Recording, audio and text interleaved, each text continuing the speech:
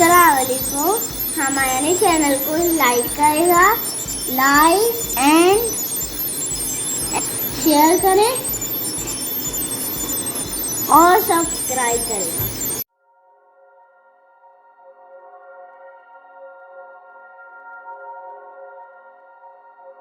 इल्मा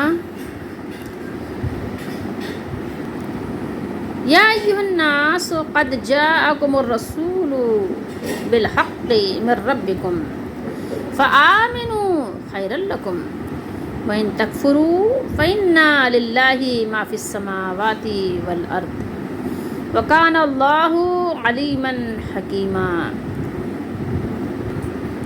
आयत नंबर 70 है, सूरतुन निसा की 6वां सिपारा है और तर्जुमा है ये तफ़हीमुल कुरान का। लोगो, चूँकि या है तो ए लोगो होना चाहिए, लेकिन बहरहाल यहाँ तर्जुमा है लोगो, ये रसूल तुम्हारे पास तुम्हारे रब की तरफ से हक़ लेकर आ गए हैं,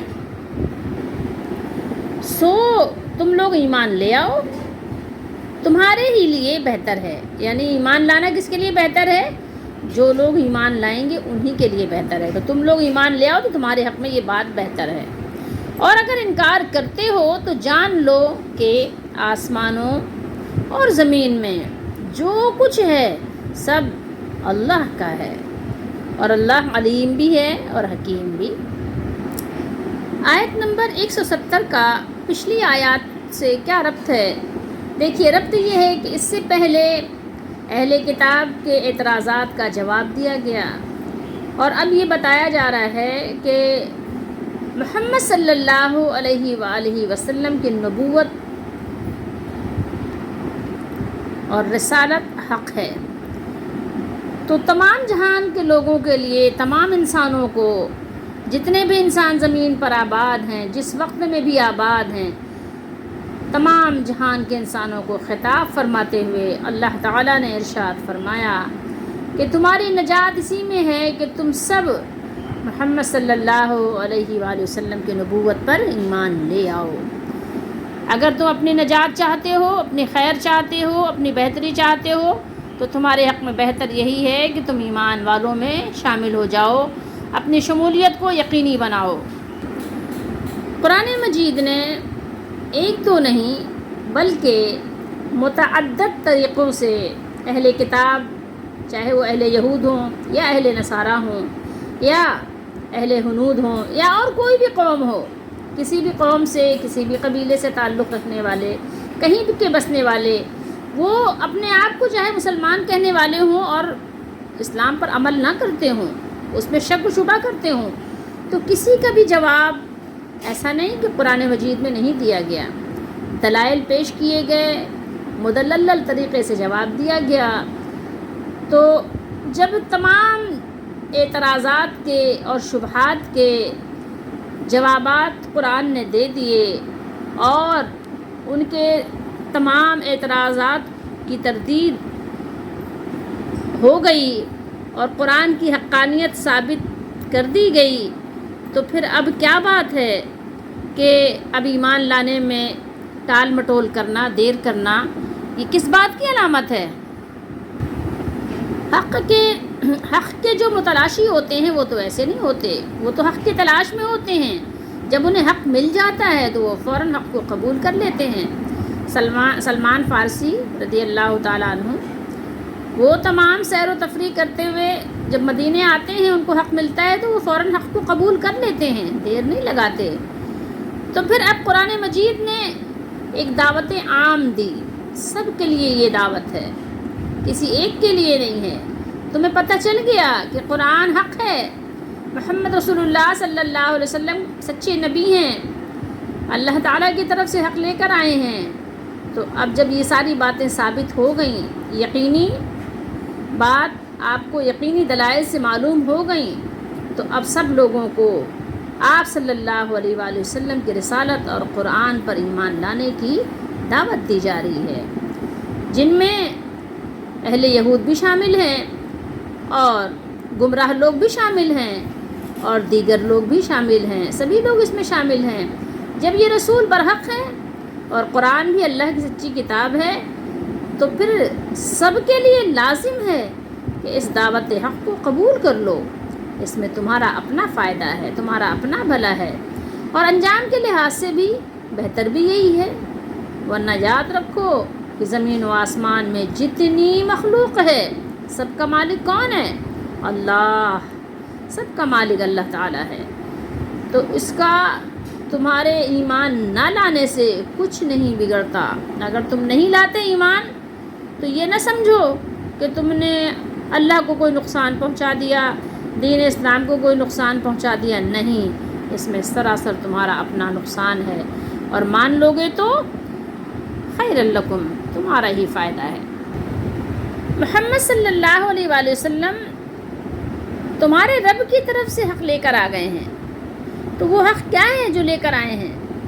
کبھی اس پر غور کیا کہ کون سا حق ہے جو محمد رسول اللہ صلی اللہ علیہ وآلہ وسلم لے کر وہ تشریف لائے؟ کہاں آئے؟ تو عرب میں، لیکن ہم سب کی طرف آئے ہیں. آپ کی نبوت اور رسالت اللہ تعالیٰ نے قیامت تک باقی رکھی ہے، اور آپ پر جو کتاب نازل کی ہے قرآن مجید، اس کو بھی اللہ نے باقی رکھا ہے، اور اس کے دلائل اور برہان بھی اللہ نے باقی رکھے ہیں، سلطان بھی باقی رکھے ہیں. تو کیا چیز لے کر آئے ہیں محمد رسول اللہ؟ اللہ کی طرف سے، اپنے رب کی طرف سے ہدایت لے کر آئے ہیں، دین حق لے کر آئے ہیں، بیان شافی اور کافی لے کر آئے ہیں. یہ جو بیان ہے قرآن مجید کا، یہ شافی اور کافی ہے. دین لے کر آئے ہیں. جو کچھ وہ بیان کرتے ہیں دین کے بارے میں، وہ اپنے طرف سے نہیں کرتے، وہ اللہ کی طرف سے کرتے ہیں. تو ان کے پاس جو کچھ ہے وہ سب حق ہے. تو جس چیز کو وہ لے کر آئے ہیں اس پر ایمان لاؤ. آپ صلی اللہ علیہ وآلہ وسلم کی پیروی کرو، آپ کی سنت پر چلو. یہی بات تمہارے حق میں بہتر ہے، اور بہتر نہیں، بہت بہتر ہے. لیکن اس کے ساتھ ہی فرمایا وَإِن تَكْفُرُوا فَإِنَّ لِلَّهِ مَا فِي السَّمَاوَاتِ وَالْأَرْضِ. اور اگر تم لوگ کفر کرو گے تو جان رکھو، اگر تم لوگوں نے انکار کیا، اور اگر انکار کرتے ہو، کفر کرتے ہو، تو اس بات کو اچھی طرح ذہن نشین کر لو کہ جو کچھ آسمانوں میں ہے اور جو کچھ زمین میں ہے سب کس کا ہے؟ اللہ کا ہے. وہ تم سے اور تمہارے ایمان سے بے نیاز ہے کہ تم ایمان لاتے ہو یا نہیں لاتے ہو. تو اللہ کو ہماری اور تمہاری حاجت نہیں ہے. اس کے تو بہت سے بندے ہیں، اس کے تو عبادت گزار فرشتے بھی ہیں، انبیاء بھی ہیں. میں اور آپ اپنے رب کے محتاج ہیں، کیونکہ ہمارا اور آپ کا صرف ایک رب ہے، اور رب العالمین کے تو بہت سے بندے ہیں. تو وہ تو تمہارے ایمان سے بے نیاز ہے، اور تمہارے کفر سے اسے کوئی نقصان نہیں پہنچ سکتا. کیا اللہ کو کوئی نقصان پہنچا سکتا ہے؟ نہیں. سورہ ابراہیم میں اللہ نے ارشاد فرمایا وَقَالَ مُوسَىٰ إِن تَكْفُرُوا أَنتُمْ وَمَنْ فِي الْأَرْضِ جَمِيعًا فَإِنَّ اللَّهَ لَغَنِيٌّ حَمِيدٌ. کیا فرمایا؟ اور موسیٰ نے صاف صاف کہہ دیا کہ اگر تم اور جتنے لوگ، یعنی تم لوگ اور جتنے اور لوگ زمین میں ہیں، سب کے سب ناشکری کرو، سارے کے سارے کافر بن جاؤ، تو بے شک اللہ بھی کیا ہے؟ اللہ بے نیاز ہے. اللہ کیا ہے؟ وہ غنی ہے، کسی کی حاجت نہیں اس کو. اور کیا ہے؟ وہ اپنی ذات میں تعریف کیا ہوا ہے، وہ قابل تعریف ہے. اور یہاں کیا بات فرمائی اللہ نے؟ وَكَانَ اللَّهُ عَلِيمًا حَكِيمًا. یہاں اللہ تعالیٰ نے ارشاد فرمایا کہ اللہ سب کچھ جاننے والا، یعنی وہ سب کچھ جانتا ہے. ٹھیک ہے، وہ سب کچھ جاننے والا ہے اور سب کچھ جانتا بھی ہے کہ مستحق ہدایت کون ہیں، کون لوگ ہیں جو ہدایت کے مستحق ہیں، کون لوگ اہل ہیں، کس کو کون سا عہدہ سپرد کرنا چاہیے، اللہ کو معلوم ہے. میں اور آپ نہیں جانتے نا کہ کون اہل ہے اور کون نا اہل ہے. ہم تو صرف ظاہر دیکھتے ہیں، اللہ تو سب کچھ جانتا ہے. تو وہ اسے ہدایت سے نواز دیتے ہیں، اللہ تعالیٰ اس کو ہدایت عطا کر دیتے ہیں. جو ہدایت کا مستحق ہے، اور جو گمراہی کا مستحق ہے پھر اس کو چھوڑ دیتے ہیں. تو وہ اسے گمراہی میں کیا ہوتا ہے آپ دیکھو گے کہ بھٹک رہا ہوتا ہے. اور وہ حکیم بھی ہے، اللہ تعالیٰ حکیم بھی ہے، علیم بھی ہے، اس کے پاس علم بھی ہے، وہ حکیم بھی ہے۔ آپ جانتے ہیں نا، حکیم، حکیمانہ باتیں، حکمت کی باتیں، حکمت سے پر باتیں، یعنی وہ اپنے تمام اقوال و افعال اور شرع اور قدر میں حکمت والا ہے۔ تو اللہ رب العالمین وکان اللہ رب العالمین کو سب معلوم ہے کہ اس کی سلطنت میں کون لوگ آباد ہیں، کون سی آبادی شریفوں کی ہے اور کون سی آبادی شریروں کی ہے، اسے سب معلوم ہے۔ تو آپ جو کچھ کر رہے ہیں، آپ کو اس بات کا خیال رکھنا چاہیے کہ آپ کا مالک بے خبر نہیں ہے، آپ کا مالک باخبر ہے۔ اگر اس نے آپ کو مہلت دی ہے تو وہ حکیم ہے، اس کی حکمت ہے مہلت دینے میں، پیچھے ضرور اس کی کوئی نہ کوئی حکمت پوشیدہ ہے۔ اس لیے اس کی حکمت کے پیش نظر اگر آپ کو کوئی وقت ملا ہے، ڈھیل ملی ہے، مہلت ملی ہے، تو اس پہ اترانا نہیں کہ ہاں تمہارے کام اچھے ہیں اس لیے تمہیں جناب دنیا میں یہ موقع ملا ہے، نہیں، بلکہ یہ مہلت کہیں ایسا نہ ہو کہ تمہیں لے ڈوبے۔ اس لیے اس بات سے آگاہ رہو کہ وہ حکیم ہے، تو اس کی مہلت سے ناجائز فائدہ نہ اٹھاؤ۔ ناجائز فائدہ اٹھاؤ گے تو نقصان تمہارا اپنا ہے، اور اللہ تو تمام جہانوں سے بے نیاز ہے، بے پرواہ ہے، اس کو کسی کی حاجت نہیں ہے۔ حاجت مند تو ہم ہیں، ضرورت مند تو ہم ہیں۔ آئیے دیکھتے ہیں کہ اس میں ہمارے لیے کیا سبق ہے، اس آیت مبارکہ میں ہمارے لیے کیا سبق ہے۔ ہمارے لیے بھی یہی سبق ہے کہ محمد صلی اللہ علیہ وآلہ وسلم آخری نبی تشریف لا چکے، اور یہ کتاب قرآن مجید ہمیں دے چکے، جس کے لیے فرمایا، مسلم شریف کی حدیث شریف ہے، کتاب الحج میں آپ کو ملے گی، کہ اللہ کے نبی نے ارشاد فرمایا کہ وَقَدْ تَرَكْتُ فِيكُمْ مَا لَن تَضِلُّوا بَعْدَهُ إِنِ اعْتَصَمْتُمْ بِهِ کتاب اللہ۔ کیا فرمایا کہ میں تمہارے درمیان ایک ایسی چیز چھوڑ کر جا رہا ہوں، ایک ایسی چیز چھوڑے جاتا ہوں کہ اگر تم اسے مضبوط پکڑے رہو تو کبھی گمراہ نہیں ہوگے، کبھی گمراہ نہیں ہوگے۔ اور وہ کیا چیز ہے؟ فرمایا کہ بہی کتاب اللہ، وہ اللہ کی کتاب ہے، وہ اللہ کی کتاب ہے۔ اگر تم اسے مضبوطی سے پکڑ لو گے، مضبوطی سے تھام لو گے، تو پھر گمراہی کا سوال ہی پیدا نہیں ہوتا، تم گمراہ نہیں ہوگے۔ لن تضلوا، لن تضلوا، یعنی مستقبل کی بھی آپ کو یقینی بات بیان فرما دی کہ نہیں گمراہ ہوگے۔ ایک تو ہوتا ہے نا کہ کوئی ماضی کی بات ہے، ماضی کی خبر ہے، نہیں، مستقبل کی خبر ہے کہ تم گمراہ نہیں ہوگے۔ تو اب ہمیں اور آپ کو غور کرنا ہے کہ کیا ہم نے اور آپ نے قرآن کو تھاما ہوا ہے؟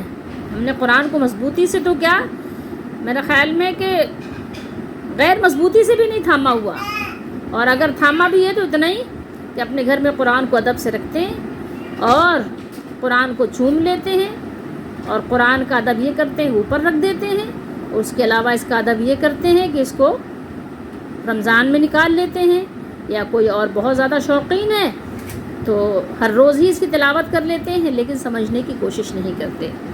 تو تھاما کیسے؟ پھر تھامنا یہ ہے کہ اس کی بات کو سچا مانتے ہوئے اس پر عمل کرنا ہے۔ اگر ہم نے اپنی زندگی کو سنوارنا ہے، اپنے مالک کو راضی کرنا ہے، اور اگر خیر حاصل کرنا ہے، اللہ تعالیٰ کی طرف سے خیر حاصل کرنا ہے، تو پہلے اس آئی ہوئی خیر کو حاصل کرو، تو پھر آگے والی خیر بھی ہمیں حاصل ہو جائے گی۔ تو اگر نہیں ہے تو پھر دیکھیے کہ ہم نے تو پھر اگر اپنا سبق بھلا دیا تو لازمی بات ہے کہ پھر آگے امید بھی نہ رکھو کامیابی کی، کیونکہ آپ نے اپنے سبق کو چھوڑ دیا۔ سبق کو مت چھوڑو، سبق کو یاد رکھو، صرف زبانی طوطوں کی طرح پڑھنا نہیں، بلکہ اس کا جو مقصد ہے اس مقصد کو حاصل کرو۔ اللہ تعالی ہم سب کو سمجھنے کی توفیق دے۔